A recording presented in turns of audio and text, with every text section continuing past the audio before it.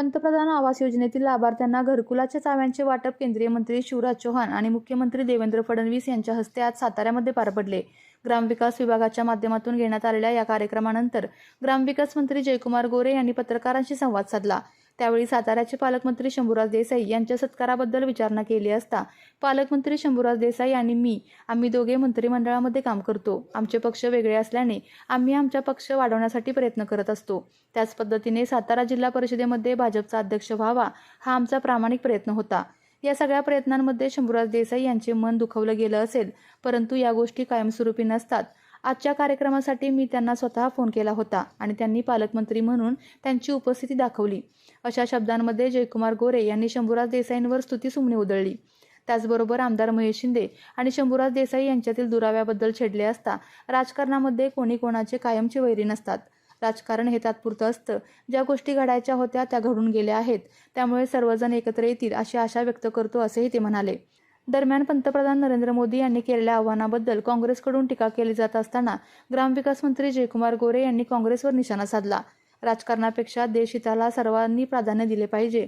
आखाती देशातील युद्धाचा परिणाम आणि परकीय चलनांमधील होणारे बदल या सगळ्यांचा विचार करता पंतप्रधान नरेंद्र मोदी यांनी केलेल्या आव्हानाला सर्वांनी प्रतिसाद दिला पाहिजे असे आवाहन देखील त्यांनी केले आहे.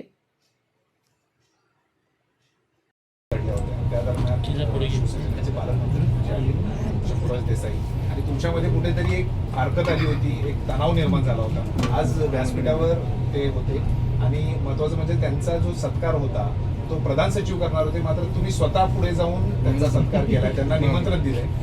कसं काय? एक गोष्ट समजून घेतली पाहिजे.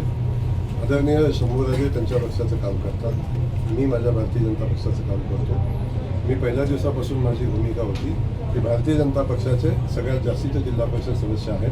भारतीय जनता पक्षाचा जिल्हाध्यक्ष झाला पाहिजे हे माहितीचं सूत्राप्रमाणेच गणित आलं. परंतु काही गोष्टी झाल्या आणि ती तशी महायुती आमची झाली नाही. त्यामुळं भारतीय जनता पक्षाचा कार्यकर्ता म्हणून माझी पहिल्या दिवसाची भूमिका होती की अध्यक्ष भारतीय जनता पक्षाचा झाला पाहिजे. शेवटी ती भूमिका होती. मला वाटतं मी काही चुकीचं केलं नाही. माझ्या भारतीय जनता पक्षाचा अध्यक्ष करण्याचं ध्येय माझं होतं, ते आम्ही सगळ्यांनी मिळून ते पूर्ण केलं. त्यामुळं त्यांना थोडासा त्यांना दुःख होणं साहजिक होतं. शेवटी राजकारणाच्या सगळ्या गोष्टी होत राहतात. पण एक आहे की आम्ही आपापल्या पक्ष वाढवत असलो तरीसुद्धा आम्ही एका मंत्रिमंडळातले आम्ही सहकारी आहोत. आमचे दोघांचे खूप चांगले संबंध आहेत. आम्ही दोघं मित्रही आहोत. त्यामुळं त्यांनी मला कधीच कुठल्या कार्यक्रमाला स्वतः फोन करून बोलवलं नसलं तरीसुद्धा मी त्यांना स्वतः मी काल फोन केला. माझ्या लोकांनी पाठवलं होतं आणि मी स्वतः फोन केला आणि निमंत्रणही दिलं होतं. मी त्यांचं मनापासून कौतुक करेन, अभिनंदन करेन किंवा आभार मानेन की त्यांनी माझ्या निमंत्रणाचा स्वीकार पण केला आणि पालकमंत्री पदाचे दायित्व त्यांनी या ठिकाणी येऊन पार पाडलं आणि आमचे पालकमंत्री आहेत. आम्ही सगळेजण एकत्र.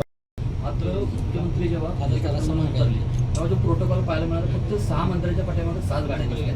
पंतप्रधान मोदींच्या आव्हानाला बिलकुल 6 गाड्या तर नव्हत्याच.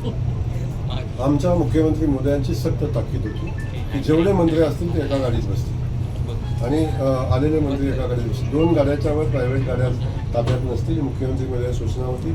आम्ही त्या सूचनेचं अनुपालन केलेलं आहे. मी असेल, बाबा असेल, आम्ही अनुशासित कार्यकर्ते आहोत. आता माझा एक अन्वय असला तर बघा तुम्ही, माझ्यासोबत माझी स्वतःची एक गाडी, ती पण माझी खाजगी गाडी आणि माझ्यासोबत स्टाफ असणारी एकच गाडी. याच्यापेक्षा अधिकचं कुठलंही तामझाम आम्ही सोबत ठेवायचं नाही.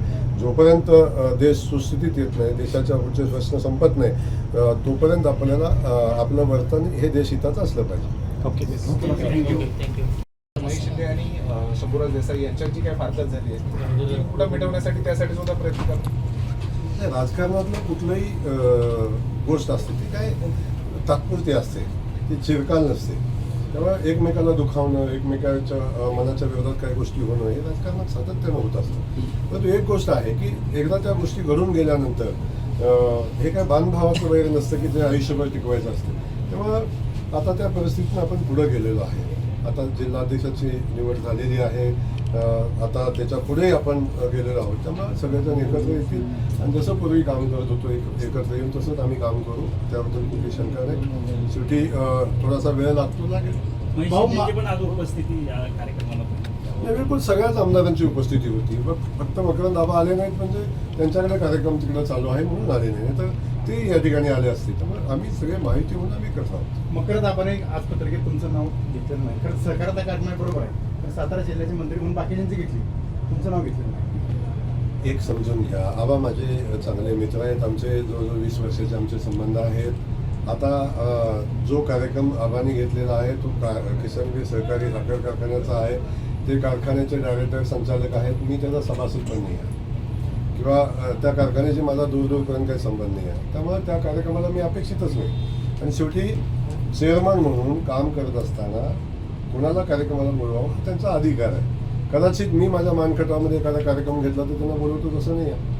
त्यामुळे तो त्यांचा व्यक्तिगत कार्यक्रम आहे, सहकारी संस्थेचा कार्यक्रम आहे. त्यामुळे नसेल बोलवलं त्याला काय राग किंवा इश्यू करायचं कारण नाही. पण मी आजही सांगतो की आबा आणि आम्ही दोघं चांगले मित्र आहोत. काळजी करायचं काम नाही. पेट्रोल हे वाढ झाल्यानंतर काँग्रेसने ट्विट करत मोदींवर निशाणा साधलाय. महंगाई मान म्हणण्यासाठी ट्विट केलेलं आहे आणि निवडणुकीचा निकाल लागल्यानंतर वसुली सुरू झाली मोदींची, असं त्यांनी म्हटलं. माझी काँग्रेसला विनंती आहे, आखाती देशात जावा. इराणचं युद्ध चाललेलं आहे, इस्रायलचं युद्ध चाललेलं आहे, अमेरिकेचं युद्ध चाललेलं आहे. ते मिटवून या पटकन.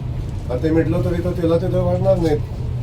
किमान याची तर जाणीव ठेवली पाहिजे की जगामध्ये काय चाललंय, कुठल्या परिस्थितीमध्ये हे रेट वाढत आहेत. जगातमध्ये युद्ध चालले, आखाती देशातून आपण जिथून तेल आयात करतो तिथं युद्ध चालू आहे. त्यामुळे तेलाचं इकडे येणं किती अवघड आहे हे आपण सगळेजण बघताय. अशा परिस्थितीमध्ये देशभावना म्हणून एकत्र येणं, देशभावना म्हणून देशासोबत राहणं हे आवश्यक आहे. उलटं आपल्या देशाचं नाव बदनाम करणं, सरकारला बदनाम करणं अशा पद्धतीचं वर्तन काँग्रेस पक्षाला शोभत नाही.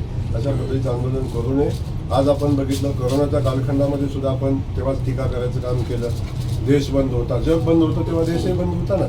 आज आपण बघतो की अनेक देशामध्ये युद्धजन्य परिस्थितीमुळं परकीय चलनाच्या बाबतीतला आपल्या देशाचा विषय होता की परकीय चलनाचे ज्या अडचणी निर्माण झालेल्या आहेत त्यामध्ये मोदीजींनी आवाहन केलेलं आहे. माझी विनंती सगळ्यांना आहे की आपण सगळे मिळून देशहित म्हणून आपण सगळेजण मिळून मोदीजींना आणि सरकारला सहकार्य करूया.